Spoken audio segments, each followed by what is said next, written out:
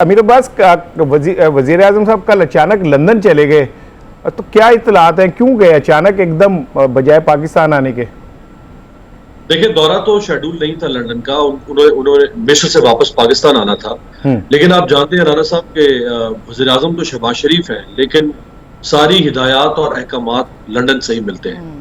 और अब जो आगे अहम तैनाती का मामला है, फिर इमरान खान को डील कैसे करना है, पंजाब और खैबर पख्तूनख्वा में गवर्नर राज लगाना है या नहीं लगाना, इमरान खान का इलेक्शन का मुतालबा मंजूर करना है या नहीं करना, ये सारी जो पॉलिटिकल स्ट्रेटजीज हैं, आप जानते हैं कि अब तो वज़ीर आज़म ऑफिस भी बग है। वज़ीर आज़म की गाड़ी पर भी कोई एतमाद नहीं कि वज़ीर आज़म गाड़ी में बैठ के किसी से बात कर सके।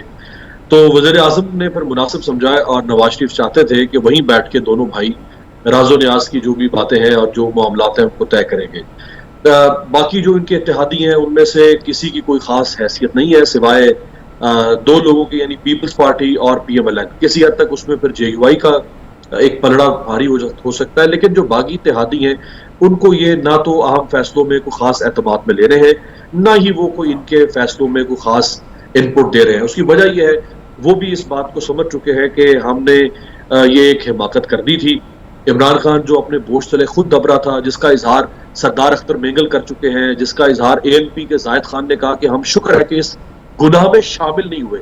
गुनाह वो कह रहे थे काबीना, यानी हम शुक्र है कि काबीना का हिस्सा नहीं बने, और ANP वाकई काबीना में शामिल नहीं हुई। MQM जो है वो शिकवे कर रही है। वसीम अख्तर साहब ने 2-3 रोज पहले कहा कि हम जाएं तो जाएं कहां, हमारे साथ तो इधर भी हाथ हो गया, पहले भी हाथ हो गया, इमरान खान ने भी हाथ कर दिया, ये भी। सो असल ये जो हुकूमत है वो तो है जरदारी साहब की, PMLN की और किसी हद तक मौलाना साहब की। और फैसले बहरहाल नवाज शरीफ साहब के पास ज्यादा उनके पास लेवरेज है फैसले करने का, तो वो अपने भाई के साथ मिलके सारी राज और न्याज की बातें करेंगे।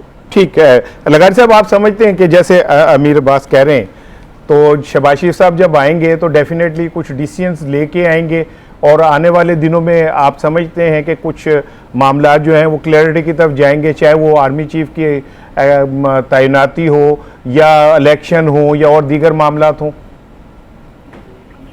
जाहिर है कि क्लैरिटी तो होगी, और ये सही कहा है कि वो मशवरे के सिलसिले में गए होंगे और फाइनल अप्रूवल बहरहाल वो नवाज शरीफ साहब से लेते हैं तमाम मामलात में, और पार्टी भी उन्हीं की वजह से खड़ी है। ज़ाती जो करिश्मा है वो शहबाज शरीफ साहब का ऐसा नहीं है कि वो पार्टी को जो है वो एक रख सकें, क्योंकि पार्टी के अंदर भी बड़े बड़े लोग अपने अपने तौर पर भी एक इंस्टीट्यूशन का दर्जा रखते हैं और अपने आप को भी एक बड़ी चीज समझते हैं। तो महज शहबाज शरीफ साहब का नहीं, फिर वो फाइनल फैसला तो जाहिर है नवाज शरीफ साहब ने कराया। हमें हमारी मालूमात ये भी हैं कि नवाज शरीफ साहब से भी राब्ते जो हैं वो इस्टेब्लिशमेंट के बाज लोगों के हैं उनके साथ, और ये भी है कि किसी न किसी हद तक PTI भी दीगर पार्टियों के साथ किसी न किसी सतह पर इंगेज है, और कि कैसे इंगेज है और वो क्या क्या चीजें किन चीजों पर बात हो रही है, ये बिल्कुल जाहिर है कोई चीज जाहिर नहीं होती है, लेकिन पार्टियां एक दूसरे के साथ इंगेज जरूर हैं। मैंने पहले से अर्ज किया है कि सूरत हाल ठीक नहीं है, और मुल्क के लिए ठीक नहीं है, हमारे इदारों के लिए ठीक नहीं है, और बड़े गहरे तासर ऐसे गए हैं सोसाइटी के अंदर कि जी इदारों में बड़ी तकसीम है, और इवन सियासी पार्टियों में तकसीम है। आपने खुद देखा है कि जिस तरह कल एतराज एहसन ने जनाब इमरान खान साहब से मुलाकात करने के बाद जिस तरह से गुफ्तगू की है, वो पार्टी पॉलिसी नहीं है। लेकिन अब लगता यह है कि पार्टी खुद भी एक फासला अख्तियार करने की कोशिश कर रही है बाज़ चीज़ों से। पहले उनका ये ख्याल था कि काबीना में नहीं जाना चाहिए, और कम अज कम बिलावल साहब को तो नहीं जाना चाहिए। जी बिल्कुल ठीक कह रहे हैं जी। मैंने अमीर अब्बास ये बताएं कि कल इमरान खान ने पंजाब भर में जो एहतजाज वो ख़त्म कर दिया और सिर्फ इस्लामाबाद तक महदूद हो गए। लॉन्ग मार्च भी उन्होंने ज़रा पोस्टपोन कर दिया है।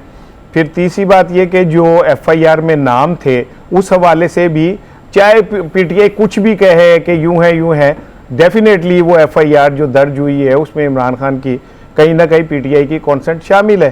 तो आप समझते हैं कि इमरान खान थोड़ा सा बैकफुट पे आए हैं, और ये क्यों आए? क्या हो सकता है मैं गलत सोच रहा हूँ? देखिए, ये तो बहुत अच्छा फैसला उन्होंने किया है कि एहतजाज खत्म किया है। सवाल ये कि आप एहतजाज किसके खिलाफ कर रहे हैं। आपका एहतजाज बनता है पीडीएम हुकूमत या एस्टैब्लिशमेंट के साथ। सड़कें आप बंद कर रहे हैं पंजाब की, सड़कें आप बंद कर रहे हैं उन खैबर पख्तूनख्वा की जहां आपकी अपनी हुकूमत है, और आप लोगों को अजियत में मुब्तला कर रहे हैं। बिल्कुल ठीक कह रहे हैं। मैं तो हर एहतजाज करता हूं, लेकिन एहतजाज का मतलब ये नहीं कि आप देखिए, एक कुछ प्रेशर पॉइंट्स होते हैं राना साहब इंसान के जिस्म के अंदर, तो वो जो प्रेशर पॉइंट्स है ना, आपने उनके ऊपर प्रेशर डालना है। सड़क पे टैक्सला से कोई बंदा अगर रावलपिंडी आ रहा है, उसको रास्ता बंद कर देंगे आप, उसको 3 घंटे सड़क पे आप खौफ करेंगे, उसका क्या लेना देना। बिल्कुल ठीक। प्रेशर पॉइंट है एस्टैब्लिशमेंट, प्रेशर पॉइंट है फेडरल गवर्नमेंट। अगर आपने एहतजाज करना है, आप इस्लामाबाद में आकर 100 बिस्मिल्लाह बैठे, आप यहाँ एहतजाज करें। सड़कों पर टायर जलाकर वहां क्रिकेट खेली जा रही है, उससे क्या सही हासिल है? बल्कि वहां जो लोग फंसे में वो कोसेंगे आपको। लोगों में जो आपकी हमदर्दी है, जो आपकी सपोर्ट बेस है, वो बहुत ज्यादा है। आप अपनी सिंपैथी फैक्टर को और आप अपनी सपोर्ट बेस को खुद खराब करेंगे।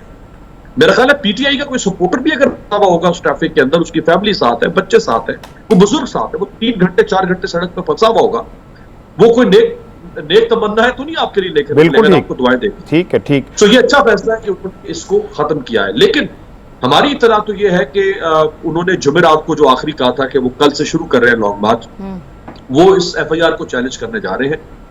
वो किसी सूरत में भी, हाँ, अगर एस्टैब्लिशमेंट उनके मुतालबात के ऊपर आ जाए तो फिर वो शायद ये जो एफआईआर में एक 2 स्टार ऑफिसर का नाम डलवाना चाहते हैं, वो उससे पीछे चले जाए। लेकिन उनके पास तो कोई फेयर सेविंग नहीं है। बिल्कुल ठीक। और ये 2 अनाव का मुद्दा बन चुका है। अब दोनों में से जो 1 इंच भी पीछे हटेगा, उसके बारे में तासुर जाएगा कि उसने शिकस्त तस्लीम कर दी। अगर इमरान खान नाम वापस लेते हैं तो उसका मतलब है इमरान खान हार गए। अगर एफआईआर दर्ज हो जाती है तो फिर एस्टैब्लिशमेंट की शिकस्त होगी। सो मेरा नहीं ख्याल कि ये मामला कहीं से भी विड्रॉ होता हुआ नजर आ रहा है। ये हेड ऑन हेड कोलिजन है राना साहब, ये दू-बदू लड़ाई है, और ये लड़ाई अगले 20 दिन कम से कम जारी रहे। अमीर बस दिन के उजाले में हुई और आइन के मुताबिक हुई, और लोगों ने वोट दिया, लोगों ने अदम एतमाद किया, तो फिर जमहूरी प्रोसेस कुछ तो चलते रहना चाहिए था ना। देखिए, 90s में जो हुकूमतें तब्दील होती रही, वो भी बज़ाहिर तो कोई मार्शल लॉ नहीं था। 88 के बाद पाकिस्तान में 99 तक कोई मार्शल लॉ तो नहीं लगा था। हुकूमतें जमहूरी तरीके से ही बज़ाहिर तब्दील होती रही थी। अगर सदर ने उस वक्त गुलाम इसाक खान ने असेंबली तोड़ी थी तो उनके पास इख्तियार था तो उन्होंने तोड़ी थी। लेकिन क्या हम उसको अखलाकी बुनियादों पर, या हम उसकी तायीद या उसकी तौसीफ कर सकते हैं? क्या हम उसकी हौसला अफजाई कर सकते हैं उस रवैये की? कतई नहीं। ये जो अभी इमरान खान साहब के हवाले से वोट ऑफ नो कॉन्फिडेंस आई है, बज़ाहिर तो बिल्कुल ये जमहूरी अमल था, लेकिन एक लफ्ज बोल रहा हूं राना साहब, ये गैर फितरी रिजीम चेंज हुआ है।